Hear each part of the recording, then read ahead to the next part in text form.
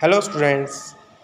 ਬੇਟਾ ਜੋ ਆਪਣੇ ਜੁਲਾਈ ਦੇ 22 ਮੰਥਲੀ ਐਗਜ਼ਾਮ ਚੱਲ ਰਹੇ ਨੇ, ਉਸੇ ਪ੍ਰੋਸੈਸ ਵਿੱਚ ਜੋ ਆਪਣਾ 13 ਜੁਲਾਈ ਨੂੰ 8th ਕਲਾਸ ਦਾ ਇੰਗਲਿਸ਼ ਦਾ ਪੇਪਰ ਹੋਇਆ ਸੀ ਗੂਗਲ 'ਤੇ ਔਨਲਾਈਨ।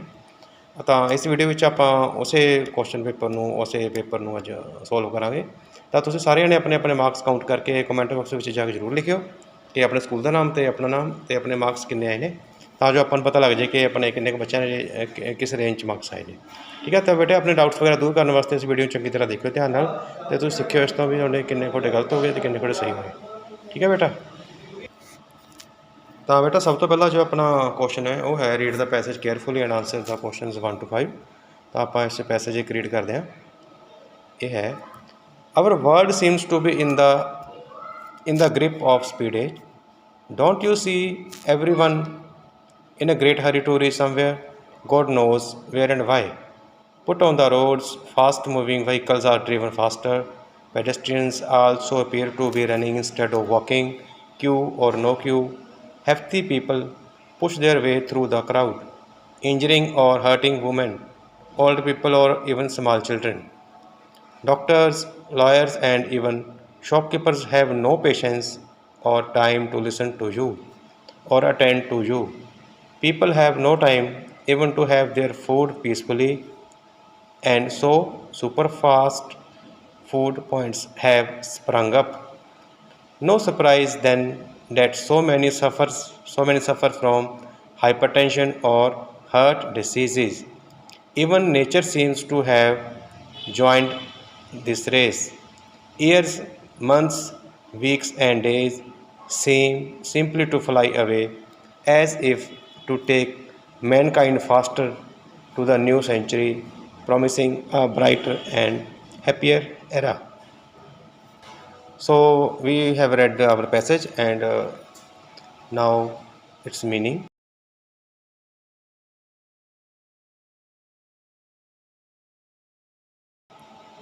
ਤਾਂ ਬੇਟੇ ਹੁਣ ਆਪਾਂ ਇਸ ਦਾ ਮੀਨਿੰਗ ਸਮਝਣ ਦੀ ਕੋਸ਼ਿਸ਼ ਕਰਦੇ ਹਾਂ। ਇਹ ਜਿਹੜਾ ਪੈਸੇਜ ਹੈ, ਇਸ ਪੈਸੇਜ ਵਿੱਚ ਦੱਸਿਆ ਗਿਆ ਹੈ ਕਿ ਜਿਹੜਾ ਸਾਡਾ ਸੰਸਾਰ ਹੈ ਇਹ ਇੱਕ ਸਪੀਡ ਮਤਲਬ ਤੇਜ਼ੀ ਨਾਲ ਬਹੁਤ ਜ਼ਿਆਦਾ ਕਾਹਲੀ 'ਚ ਅੱਗੇ ਚੱਲ ਰਿਹਾ ਹੈ, ਕਿ ਹਰੇਕ ਬੰਦਾ ਦੇਖੋ ਬਹੁਤ ਜ਼ਿਆਦਾ ਕਾਹਲੀ 'ਚ ਹੈ। ਇਹਨੇ ਗ੍ਰੇਟ ਹਰੀ ਹੈ ਨਾ ਟੂ ਰੀਚ ਸਮਵੇਅਰ, ਜਿਵੇਂ ਉਹਨੇ ਕਿਸੇ ਪਹੁੰਚਣਾ ਹੋਵੇ ਅਤੇ ਪਰਮਾਤਮਾ ਵੀ ਜਾਣਦਾ ਕਿ ਉਹਨੇ ਕਿੱਥੇ ਜਾਣਾ ਅਤੇ ਕਿਉਂ ਜਾਣਾ, ਕੀ ਪਤਾ। ਅਤੇ ਸੜਕਾਂ ਦੇਖੋ ਤੁਸੀਂ, ਫੁੱਟ ਔਨ ਦਾ ਰੋਡ, ਸੜਕਾਂ ਦੇਖੋ ਕਿ ਜਿਹੜੇ ਵਹੀਕਲ ਤੇਜ਼ ਚੱਲ ਰਹੇ ਨੇ ਉਹ ਹੋਰ ਤੇਜ਼ ਹੋਈ ਜਾਂਦੇ ਨੇ।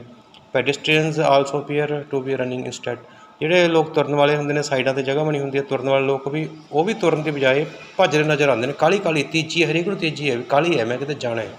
ਠੀਕ ਹੈ। ਕਿਊ ਔਰ ਨੋ ਕਿਊ, ਕੋਈ ਲਾਈਨ ਹੈ ਨਹੀਂ ਹੈ। ਹੈਫਟੀ ਪੀਪਲ ਜਿਹੜੇ ਬਲਕੀ ਹੁੰਦੇ ਨੇ ਥੋੜ੍ਹੇ ਜਿਹੇ, ਉਹ ਲੋਕ ਜਿਹੜੇ ਹੁੰਦੇ ਨੇ ਉਹ ਆਪਦਾ ਧੱਕਾ ਮਾਰ ਕੇ ਜਗ੍ਹਾ ਬਣਾਉਂਦੇ ਨੇ ਭੀੜ ਵਿੱਚੋਂ, ਅਤੇ ਵੀਮਨ ਨੂੰ ਇੰਜਰੀ ਉਹਨੂੰ ਹਰਟ ਕਰ ਦਿੰਦੇ ਨੇ, ਕਿਸੇ 6 ਵਜੇ ਲੇਡੀ ਨੂੰ, ਔਰਤ ਨੂੰ, ਜਾਂ ਬੁੱਢੇ ਬਜ਼ੁਰਗਾਂ ਨੂੰ। ਕੁਝ ਅਤੇ ਛੋਟੇ ਬੱਚਿਆਂ ਦਾ ਕੋਈ ਪਰਵਾਹ ਨਹੀਂ ਕਰਦੇ, ਲੋਕ ਧੱਕਾ ਮੁੱਕੀ ਕਰਕੇ ਅੱਗੇ ਵਧਣ ਦੀ ਕੋਸ਼ਿਸ਼ ਕਰਦੇ ਹੈ। ਅਤੇ ਡਾਕਟਰਸ, ਲਾਇਰਸ ਐਂਡ ਈਵਨ ਸ਼ੌਪਕੀਪਰਸ, ਚਾਹੇ ਡਾਕਟਰ ਹੋਣ, ਚਾਹੇ ਵਕੀਲ, ਚਾਹੇ ਕਿ ਦੁਕਾਨਦਾਰ ਹੋਣ, ਤਾਂ ਉਹਨਾਂ 'ਚ ਕੋਈ ਪੇਸ਼ੈਂਸ ਨਹੀਂ ਹੈ। ਐਂਡ ਨਾ ਤਾਂ ਤੁਹਾਡੇ ਕੋਲ ਟਾਈਮ ਹੈ ਤੁਹਾਨੂੰ ਸੁਣਨ ਦਾ, ਨਾ ਤੁਹਾਨੂੰ ਅਟੈਂਡ ਕਰਨ ਦਾ ਟਾਈਮ ਹੈ। ਕਿਤੇ ਦੁਕਾਨ 'ਤੇ ਚਲੇ ਜਾਓ, ਤੁਸੀਂ ਲਾਇਰਸ ਕੋਲ ਚਲੇ ਜਾਓ, ਡਾਕਟਰ ਕੋਲ ਚਲੇ ਜਾਓ, ਹਰੇਕ ਨੂੰ ਕਾਹਲੀ ਹੈ ਵੀ ਫਟਾਫਟ ਹੋਰ ਅਗਲਾ ਪੇਸ਼ੈਂਟ, ਜਾਂ ਦੁਕਾਨਦਾਰ ਵੀ ਹਾਂਜੀ ਕੀ ਲੈਣਾ ਫਟਾਫਟ ਦੱਸੋ, ਟਾਈਮ ਨਹੀਂ ਹੈ। ਪਤਾ ਨਹੀਂ ਮਤਲਬ ਦੁਨੀਆ ਇਜ਼ ਇਨ ਸੋ ਹਰੀ ਹੈ ਨਾ। ਤਾਂ people have no time even to have their food peacefully, ਕਿ ਲੋਕਾਂ ਕੋਲ ਈਵਨ ਕਿ ਇੰਨਾ ਟਾਈਮ ਵੀ ਨਹੀਂ ਹੈਗਾ ਕਿ ਉਹ ਆਪਣਾ ਖਾਣਾ ਵੀ ਪੀਸਫੁਲੀ ਯਾਨੀ ਕਿ ਆਨੰਦ ਨਾਲ ਬਹਿ ਕੇ ਖਾ ਸਕਣ। ਵੀ ਹਾਂ ਚੱਲ ਇੱਕ ਰੋਟੀ ਖਾਣੀ ਹੁੰਦੀ ਹੈ ਆਪਾਂ ਦਿਨ 'ਚ, ਅਤੇ ਉਹ ਤਾਂ ਆਰਾਮ ਨਾਲ ਆਪਾਂ ਬਹਿ ਕੇ ਖਾ ਲਈਏ, ਉਹਨਾਂ ਕੋਲ ਉਨਾ ਟਾਈਮ ਵੀ ਨਹੀਂ ਹੈ। And so super fast foods points have sprung up, ਤਾਂ ਇਸ ਕਰਕੇ ਜਿਹੜੇ ਫਾਸਟ ਫੂਡ ਹੁੰਦੇ ਨੇ, ਤਾਂ ਇਹਨੂੰ ਸੁਪਰ ਫਾਸਟ ਦਾ ਇੱਕ ਇੱਥੇ ਕੀਵਰਡ ਯੂਜ਼ ਕੀਤਾ ਹੈ। ਤਾਂ ਉਹ ਸੁਪਰ ਫਾਸਟ ਫੂਡ ਪੁਆਇੰਟਸ ਯਾਨੀ ਕਿ ਉਹ ਦੁਕਾਨਾਂ, ਉਹ ਰੇਹੜੀਆਂ, ਉਹ ਸਟਾਲਸ ਵਗੈਰਾ, ਉਹ ਸਾਰੀਆਂ ਸਪਰੰਗ ਅਪ, ਉਹ ਗਈਆਂ ਨੇ, ਹੁਣ ਪੈਦਾ ਹੋ ਗਈਆਂ ਇੰਨੀਆਂ ਵੀ ਆਪਣੇ ਕੋਲ ਤਾਂ ਹੈ ਹੀ ਨਹੀਂ ਟਾਈਮ ਬੈਠ ਕੇ ਖਾਣ ਦਾ। ਤਾਂ ਚੱਲ ਤੁਰਦੇ ਫਿਰਦੇ ਜਿੱਥੇ ਮਿਲਿਆ ਖਾ ਕੇ ਕੰਮ 'ਤੇ ਜਾਓ, ਹੈ ਨਾ। ਨੋ ਸਰਪ੍ਰਾਈਜ਼ ਦੈਨ ਡੈਟ ਸੋ ਮੈਨੀ ਸਫਰ ਫਰੋਮ ਦਾ ਹਾਈਪਰ, ਇਸੇ ਗੱਲ ਕਰਕੇ ਤਾਂ ਹੈਰਾਨੀ ਵਾਲੀ ਗੱਲ ਨਹੀਂ ਹੋਣੀ ਚਾਹੀਦੀ ਕਿ ਸਾਡੇ 'ਚੋਂ ਬਹੁਤ ਸਾਰੇ ਲੋਕ ਹਾਈਪਰ ਟੈਨਸ਼ਨ ਨਾਲ ਸਫਰ ਕਰਦੇ ਨੇ, ਜਾਂ ਹਾਰਟ ਡਿਸੀਜ਼ ਨਾਲ ਸਫਰ ਕਰਦੇ ਆ। ਸਾਨੂੰ ਕਈ ਲੋਕਾਂ ਨੂੰ ਹਾਈਪਰ ਟੈਨਸ਼ਨ ਯਾਨੀ ਕਿ BP ਵੱਧਦਾ, ਇਸ ਗੱਲ ਕਰਕੇ ਵੱਧਦਾ, ਅਤੇ ਸਾਨੂੰ ਦਿਲ ਦੀਆਂ ਪ੍ਰੋਬਲਮਸ ਵੀ ਆਉਂਦੀਆਂ ਨੇ, ਕਿਉਂਕਿ ਸਾਡਾ ਜੋ ਹੈ ਅਸੀਂ ਹਰੇਕ ਕੰਮ ਬਹੁਤ ਕਾਹਲੀ 'ਚ ਕਰਦੇ ਹਾਂ। ਸਾਨੂੰ ਆਰਾਮ ਬਿਲਕੁਲ ਨਹੀਂ ਹੈ, ਟੈਨਸ਼ਨ ਲਈ ਜਾਂਦੇ ਹਾਂ। ਖਾਣਾ ਪੀਣਾ ਸਾਡਾ ਖਤਮ ਹੋ ਚੁੱਕਿਆ, ਜਿੱਥੋਂ ਕੁਝ ਮਿਲਿਆ ਅਸੀਂ ਫਾਸਟ ਫੂਡ ਖਾ ਲਿਆ। ਤਾਂ ਇਸ ਗੱਲ ਕਰਕੇ ਅਸੀਂ ਪੂਰੀ ਟੈਨਸ਼ਨ 'ਚ ਰਹਿੰਦੇ ਹਾਂ, ਅਤੇ ਇਹ ਸਾਨੂੰ ਬਿਮਾਰੀਆਂ ਲੱਗ ਰਹੀਆਂ ਨੇ। Even nature seems to have joined this race, ਹੋਰ ਦੇਖੋ ਵੀ ਜਿਹੜੀ ਸਾਡੀ ਕੁਦਰਤ ਹੈ, ਨੇਚਰ ਹੈ, ਉਹਨੇ ਵੀ ਇਸ ਰੇਸ ਨੂੰ ਜੁਆਇਨ ਕਰ ਰੱਖਿਆ ਹੈ। ਜਿਵੇਂ years months weeks and days seem simple to fly away as if to take mankind fast to the new century promise bright and happy. ਕਿ ਜਿਹੜੇ ਸਾਲ ਨੇ, ਮਹੀਨੇ, ਹਫ਼ਤੇ ਜਾਂ ਦਿਨ ਨੇ, ਉਹ ਐਂ ਲੱਗਦਾ ਹੈ ਜਿਵੇਂ ਟੂ ਫਲਾਈ ਅਵੇ, ਵੀ ਉਹ ਉੱਡ ਰਹੇ ਨੇ, ਖਤਮ ਹੋ ਰਹੇ ਨੇ ਫਟਾਫਟ। ਸਾਲ ਚੜ੍ਹਦਾ ਸਾਲ ਖਤਮ ਹੋ ਜਾਂਦਾ, ਪਤਾ ਹੀ ਨਹੀਂ ਚੱਲਦਾ।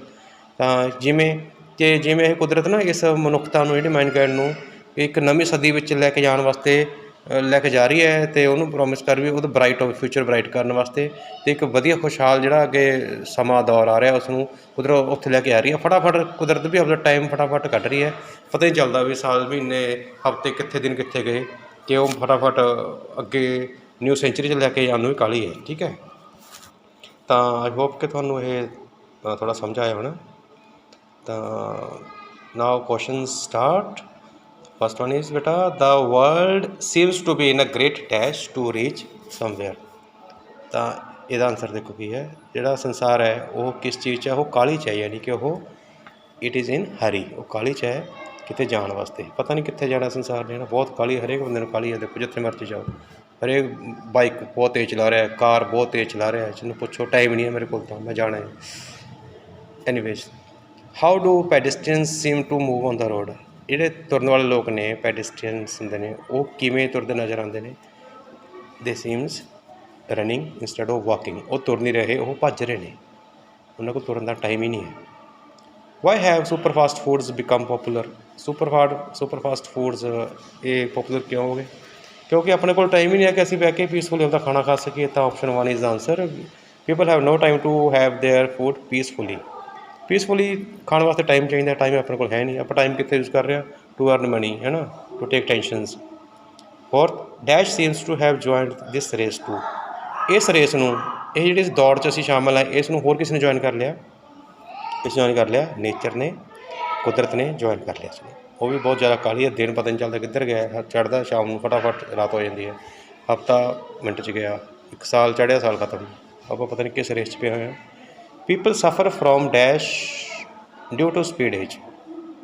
ਇੰਨੀ ਜਿਹੜਾ ਤੇਜ਼ੀ ਵਾਲਾ ਯੁੱਗ ਹੈ ਇਹ, ਇਸ ਗੱਲ ਕਰਕੇ ਜਿਹੜੇ ਲੋਕ ਨੇ ਉਹ ਕਿਸ ਗੱਲ ਤੋਂ ਸਫਰ ਕਰ ਰਹੇ ਨੇ, ਕਿਸ ਗੱਲ ਤੋਂ ਦੁਖੀ ਨੇ, ਕਿਸ ਗੱਲ ਦਾ ਉਹਨੂੰ ਰੋਗ ਲੱਗਿਆ? ਤਾਂ ਉਹਨੂੰ ਰੋਗ ਲੱਗਿਆ ਸਫਰ ਕਰਦੇ ਨੂੰ ਹਾਈਪਰ ਟੈਨਸ਼ਨ ਨਾਲ। ਉਹਨਾਂ ਦਾ BP ਬਹੁਤ ਵੱਧਦਾ, ਤਾਂ ਉਹ ਸਾਰੇ ਦਿਨ ਟੈਨਸ਼ਨ 'ਚ ਰਹਿੰਦੇ ਨੇ, ਮੈਨੂੰ ਆਹ ਕੰਮ ਹੈ, ਮੇਰਾ ਆਹ ਰਹਿ ਗਿਆ, ਮੈਂ ਆਹ ਨਹੀਂ ਕੀਤਾ।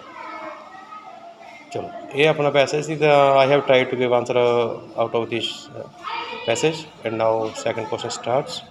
Look at the poster carefully and answer the questions 6 to 10. Let's investigate this poster. Here you can see coronavirus. Stay safe, save lives. Okay. Here you can see first picture is keep your distance. Do not touch your face.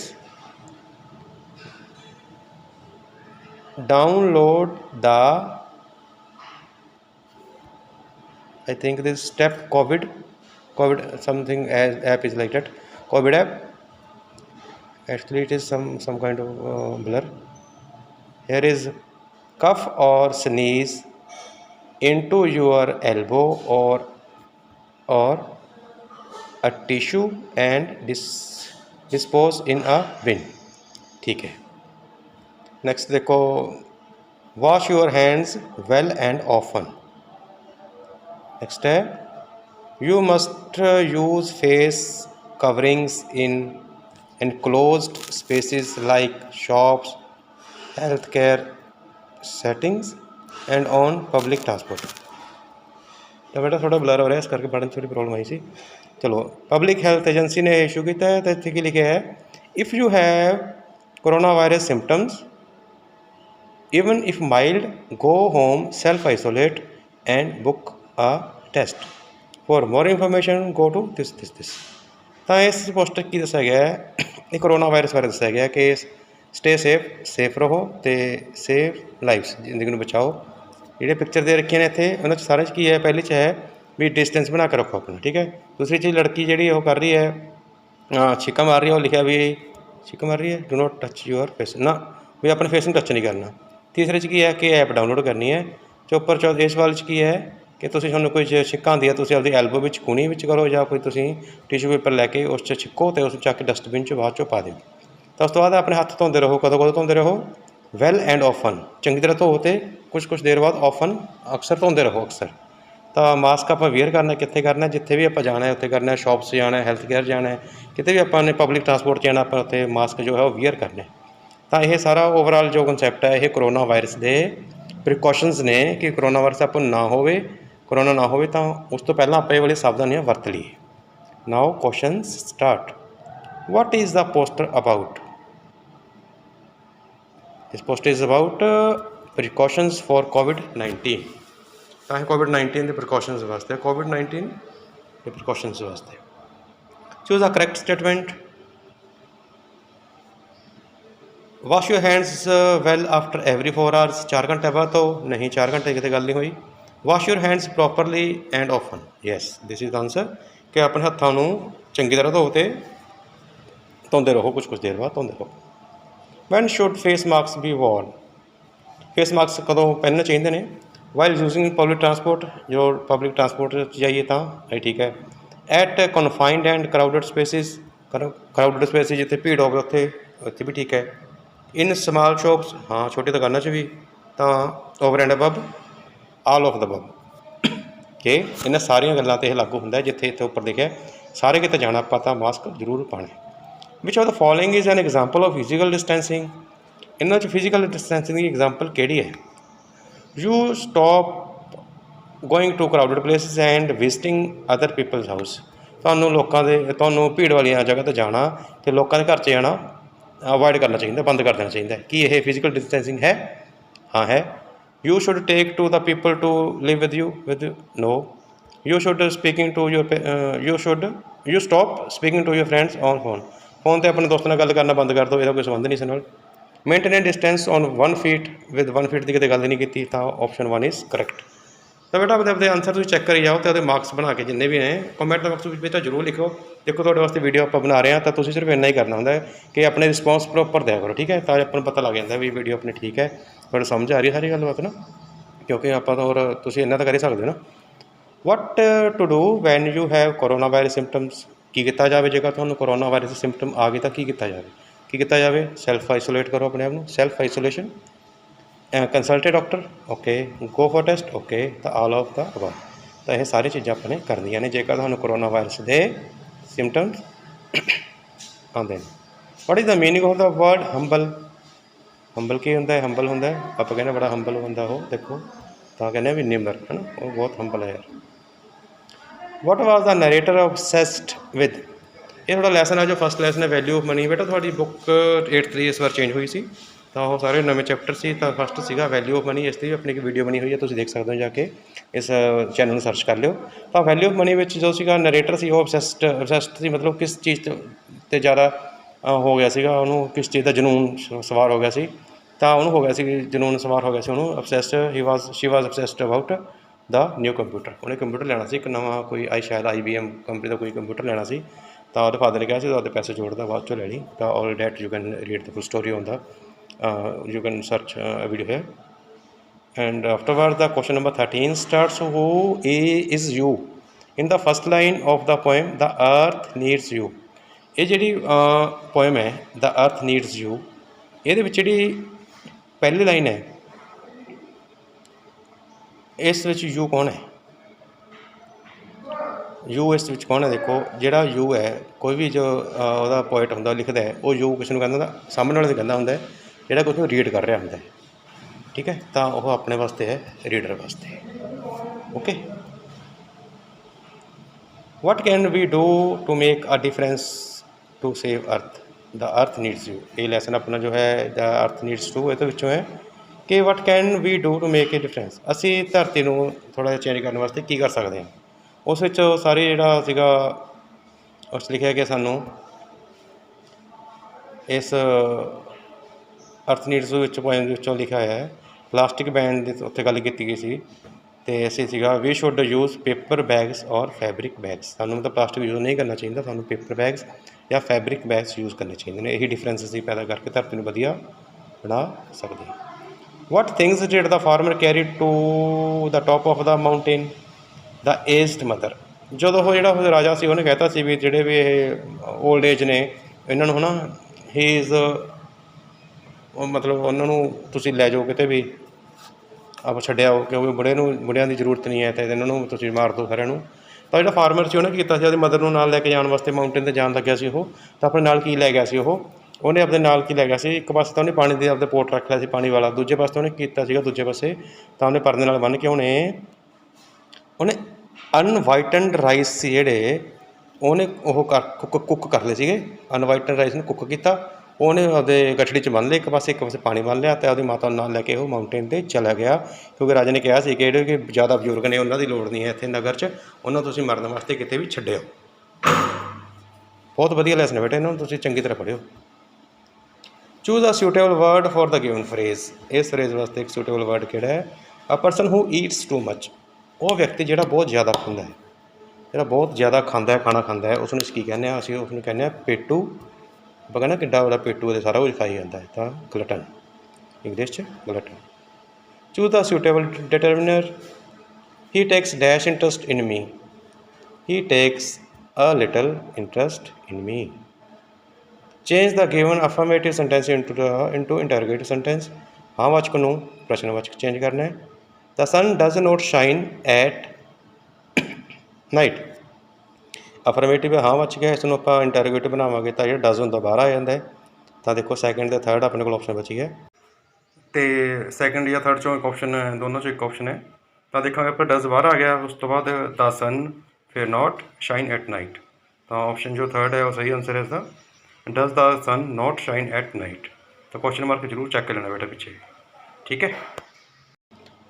ਤੁਸੀਂ ਬੇਟਾ ਸਿਰਫ ਇਹ ਨਹੀਂ ਦੇਖਣਾ ਕਿ ਤੁਹਾਡੇ answer ਕਿਹੜੇ ਸਹੀ ਨੇ ਕਿਹੜੇ ਗਲਤ ਨੇ, ਤੁਸੀਂ ਇਹ ਵੀ ਸਮਝਣਾ ਕਿ ਇਹ ਅੱਗੇ ਤੁਸੀਂ ਠੀਕ ਕਿਵੇਂ ਕਰਦੇ ਨੇ, ਤੁਹਾਡੀ ਗਲਤੀ ਕਿੱਥੇ ਹੋਈ ਹੈ। ਤਾਂ ਆਪਾਂ ਨਾਲ ਦੀ ਨਾਲ ਤਾਂ ਹੀ ਇਲੈਬੋਰੇਟ ਕਰ ਰਹੇ ਹਾਂ ਕਿ ਤੁਸੀਂ ਅੱਗੇ ਵਾਸਤੇ ਵੀ ਸਿੱਖ ਜਾਓ, ਕਿਉਂਕਿ ਤੁਸੀਂ ਹੁਣ ਉਸ ਤੋਂ ਬਾਅਦ ਹਾਈ ਕਲਾਸਿਸ ਸ਼ੁਰੂ ਹੋ ਜਾਣੀਆਂ, ਥੋੜ੍ਹਾ ਬੇਸ ਵਧੀਆ ਬਣ ਜਾਣਾ ਇਸ ਚੀਜ਼ ਦਾ। Choose English translation of the given sentence. ਆਪਣੇ ਹੱਥ ਉੱਤੇ ਚੁੱਕੋ। Raise your hands.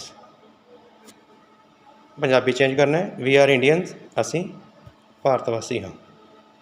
ਹੋਰ ਹੋ ਸਕਦਾ ਸੀ ਅਸੀਂ ਭਾਰਤੀ ਹਾਂ, ਉਹ ਵੀ ਠੀਕ ਸੀ। ਅਸੀਂ ਭਾਰਤ ਵਾਸੀ ਹਾਂ, ਇਹ ਵੀ ਠੀਕ ਹੈ। ਤਾਂ ਇਸ ਨੂੰ ਸਬਮਿਟ ਕਰ ਦੇਣਾ। ਤਾਂ ਬੇਟਾ ਇਹ ਆਪਣੇ ਟਰਾਈ ਕੀਤੀ ਹੈ ਕਿ ਇਸ ਨੂੰ ਸਹੀ ਤਰੀਕੇ ਨਾਲ ਸੋਲਵ ਕੀਤਾ ਜਾਵੇ। ਅਤੇ ਬਾਕੀ ਜੇ ਤੁਹਾਨੂੰ ਕੋਈ ਤੁਹਾਡੀ ਕੁਐਰੀ ਹੈ ਜਾਂ ਕੋਈ ਡਾਊਟ ਨੇ, ਤੁਸੀਂ ਕਮੈਂਟ ਬਾਕਸ ਵਿੱਚ ਜਾ ਕੇ ਜ਼ਰੂਰ ਲਿਖਿਓ, ਤਾਂ ਆਪਾਂ ਉਸ ਨੂੰ ਵੀ ਸੋਲਵ ਕਰਾਂਗੇ, ਠੀਕ ਹੈ। ਤਾਂ ਆਪਣੇ ਨੈਕਸਟ ਪੇਪਰ ਦੀ ਤਿਆਰੀ ਕਰੋ, ਅਤੇ ਘਰੇ ਬਹਿ ਕੇ ਪੜ੍ਹਾਈ ਕਰੋ, ਅਤੇ ਮਿਲਦੇ ਹਾਂ ਨੈਕਸਟ ਵੀਡੀਓ 'ਚ। Till then see you, take care, bye. So friends, this was all about the video, and if you liked the video then subscribe the channel and like, share and comment here, and press the bell icon also, so that you can get a notification for every new video on this topic. And so till then, see you, take care, bye, meet you soon.